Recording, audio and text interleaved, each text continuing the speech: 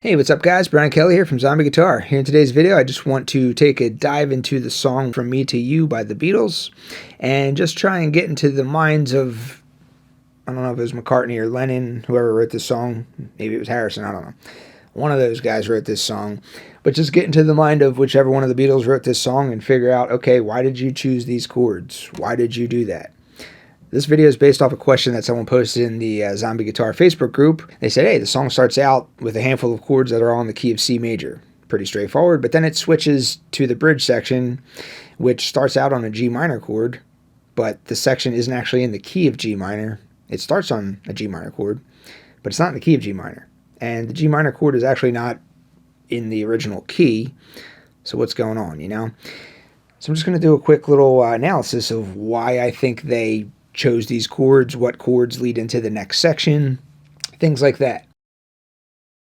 Let's just review some stuff just so we're all on the same page here. So number one, the first thing I want you to understand is that I teach from the 12 key model. This is very, very important. I made a detailed video. It's called The Fundamental Misunderstanding in Music Theory. It explains the difference between thinking in terms of 12 keys and thinking in terms of 24 keys. Check out that video if you want a detailed explanation of why that's important. But just for the sake of this video, there's 12 keys. Each of the 12 keys contains 7 chords. 3 of those 7 chords are going to be major chords. 3 of those 7 chords are going to be minor chords. One of those 7 chords is a diminished chord. This is the same for all 12 keys. Any of the 12 keys has 3 major, 3 minor, 1 diminished chord. You're not going to see that 7th chord, that diminished chord, used very often, especially in mainstream music.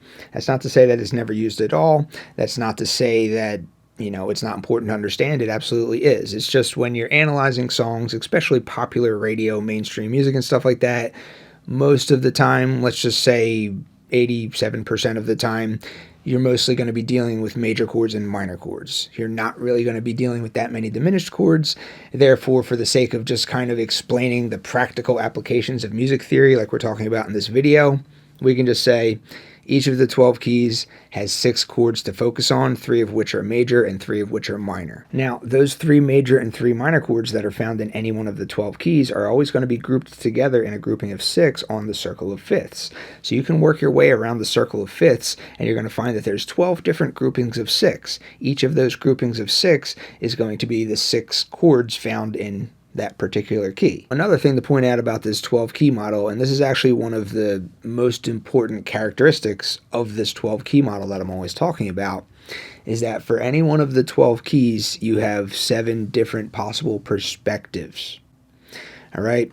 The first perspective and the 6th perspective are the 2 most popular of these 7 perspectives. The first perspective is typically just called a major key in Western music. The 6th perspective is typically just called a minor key in Western music. However, there's 5 other potential perspectives of a key. This is what modes are. The first perspective, otherwise known as a major key, is also known as the Ionian mode. The 6th perspective, otherwise known as a minor key, is also known as the Aeolian mode, or the Aeolian perspective of the key. So there's 7 chords in each of the 12 keys. Of those 7 chords, any one of those 7 chords could potentially act as the tonal center.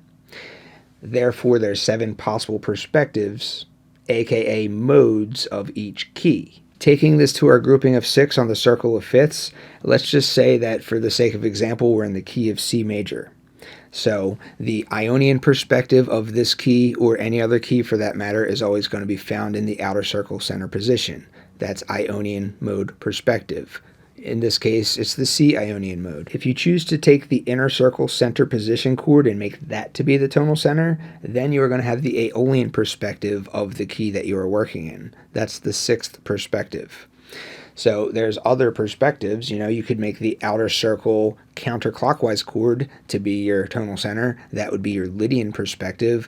Outer circle clockwise position chord is your Mixolydian perspective. Inner circle counterclockwise is Dorian. Inner circle clockwise is Phrygian. So just remember that. That's the same for all 12 keys, for all 12 groupings of 6 working your way around the circle of fifths.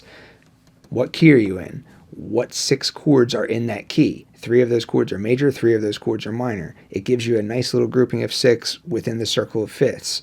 Within that grouping of 6, you have Ionian, Dorian, Phrygian, Lydian, Mixed Lydian, Aeolian. All of those perspectives are possible. And then just one more thing that I want to talk about for review before diving into this Beatles song, and that is the fact that dominant seventh chords always want to move to a chord that is a fifth below it. A dominant seventh chord, otherwise known as just a seventh chord, so for example, C7, that's a dominant seventh chord. C, dominant seventh chord. It's not a C major seventh chord, that would be a C major seventh chord. It's not a C minor seventh chord, that would be a C minor seventh chord. It's a C dominant seventh chord. It's a C and then it has a 7 after it. That's a dominant seventh chord. I just had to say that because people get confused with major sevenths and stuff like that, so I had to kind of really drive that point home. So anyway, a dominant seventh chord wants to move to a chord that is a fifth below it. How do you know what a fifth below a chord is? You can use your circle of fifths. So if you have a C7, for example, what's that again? That's a C dominant 7 chord. If you have a C dominant 7th chord, what does that want to move to? You can find out this information simply by going to your circle of fifths, looking at where the C is, and then looking at which chord falls next to it right in the counterclockwise position. A C7 is going to move to an F chord. That F chord could be an F major chord. That F chord could be an F minor chord. It doesn't matter. Dominant 7th chords move very nicely to major chords, and dominant 7th chords move very nicely to minor chords. So if we have a C dominant 7th chord, we say, what does that move to? Go to the circle of fifths, find C on the circle of fifths, go one spot in the counterclockwise direction. That's what it moves to. Major version of that chord, minor version of that chord, doesn't matter. All right, so with that said, that's our review. Let's now dive into this Beatles song. All right, so I just went into Google. I typed in "With Love From Me to You" lyrics. I'm just going to open up this first site here. I'm sure all of them are going to give you the same information, hopefully. So usually these sites will give you a chord shape that you can use. Like there's a million different ways that you can play a C major chord, and there's a million different ways that you can play an A minor chord. But let's say that you don't know how to play a C major chord and you don't know how to play an A minor chord. When you go on sites like this, they're usually going to give you at least one C major chord that you could use. This say, yeah, so when you hover over the chords, it says, okay, you want a C major chord, there's your C major chord. This is going to come in handy when you come across some of these chords that you may have no clue what they are, like this G5 plus.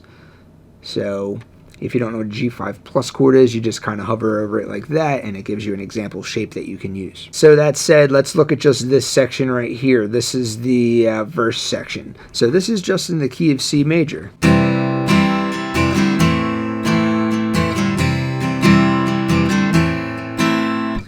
All right, that's how it starts out right here. The da da da da da da da da da, and then the first verse. Da da da da da.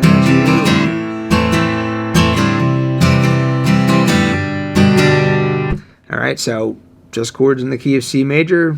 You could also say this is the key of A minor under the 12-key model. Those are going to be the same groupings of chords, the same key as far as I'm concerned. So you're in the key of C major, the key of A minor. We're in that key here. It then switches to this F7 chord. All right, so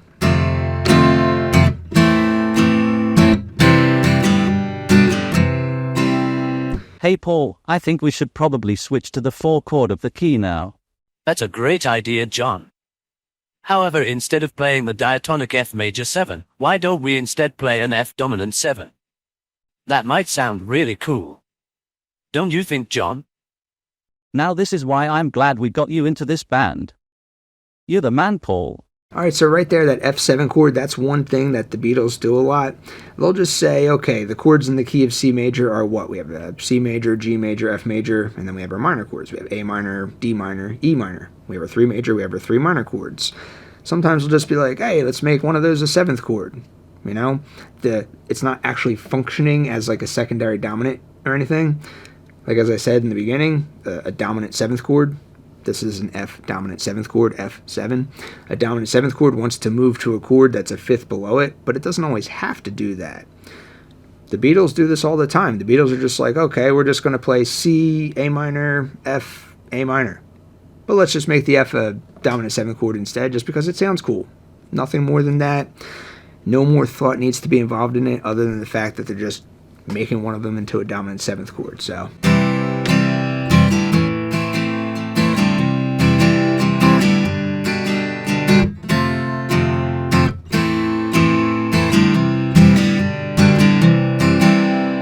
that, you know, doing that F7 chord there, like let's just focus on that F7 to A minor.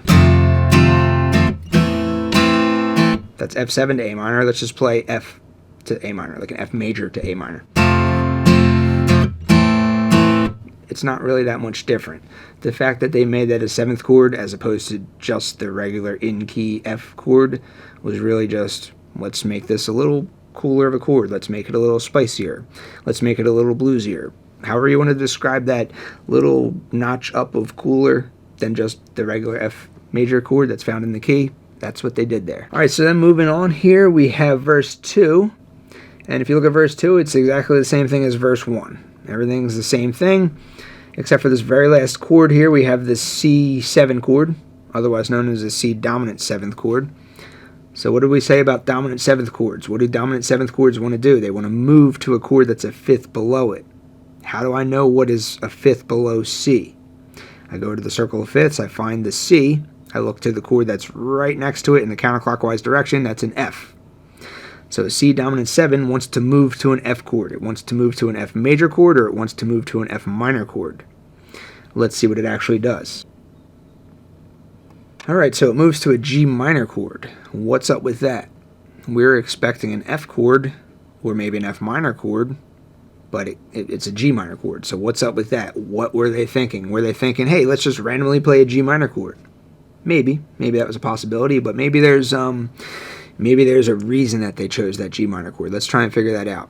So maybe the G minor chord is one of the unused chords of the original key. So the original key was the key of C major, right?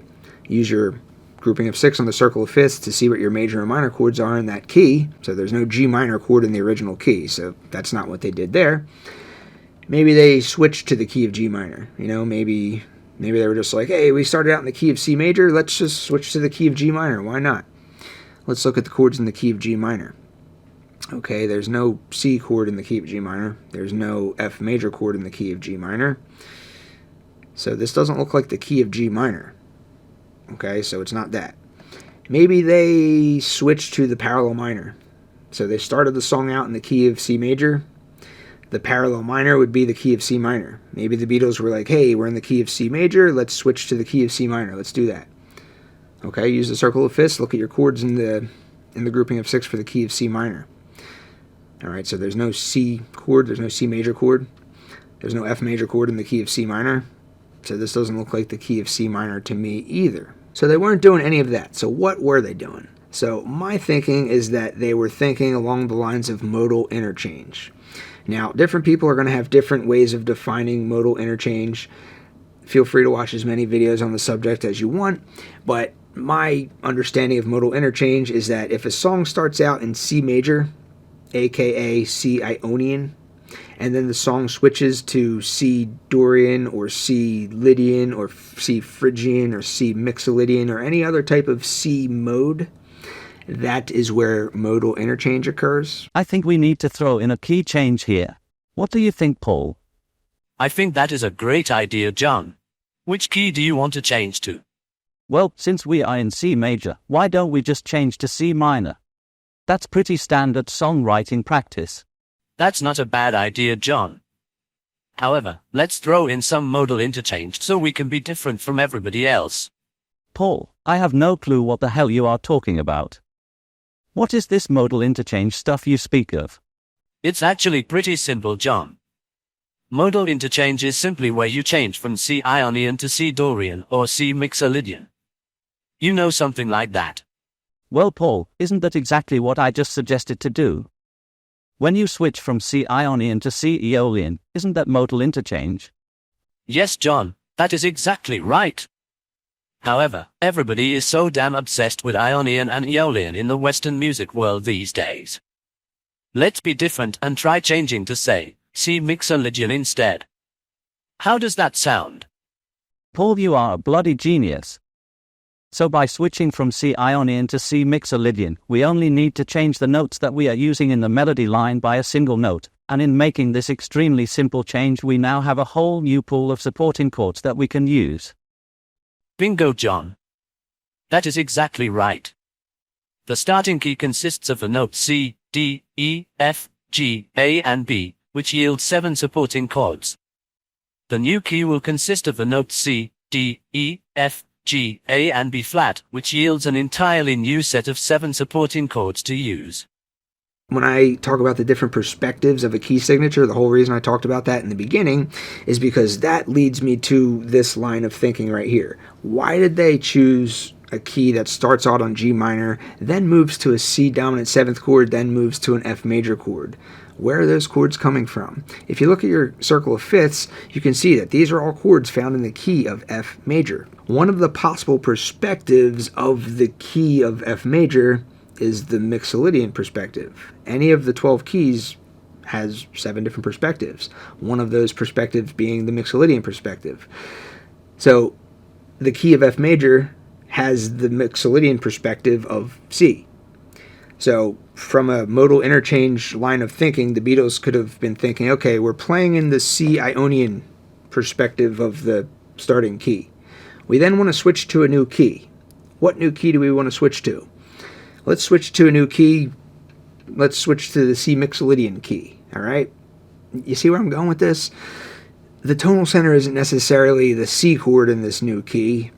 The tonal center isn't necessarily the G minor chord in this key. The tonal center isn't necessarily the F chord in this key. It's kind of hard to pin down which chord is the tonal center. But what we can say is that we are in a new key. We're definitely in a new key. Why was that new key chosen? Because C Mixolydian, C Dorian, C Aeolian, C Lydian, C Phrygian, those were our options for new keys to move to. That's what I'm thinking.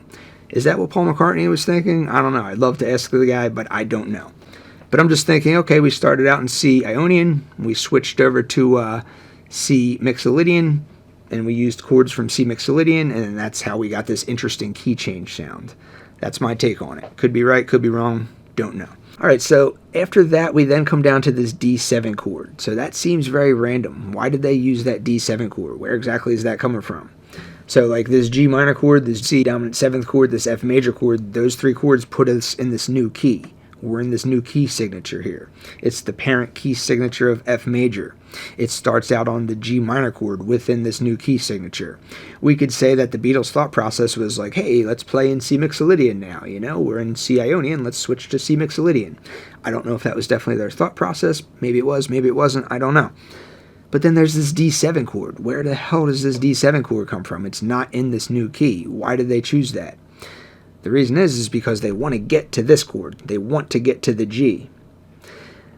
I'll explain why they want to get to the G in a second, but the reason that they chose a D7 is because a dominant 7th chord always wants to move to a chord that is a 5th below it. What's a 5th below D? Go to your circle of fifths, find the D on the circle of fifths, move in the counterclockwise direction 1 position, there's your G. So D7...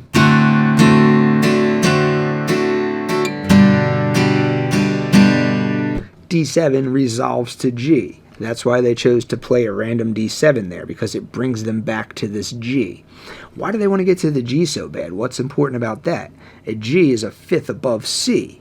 C is where we started out. C is the song's in C. Verse 1's in C. Verse 2 is in C.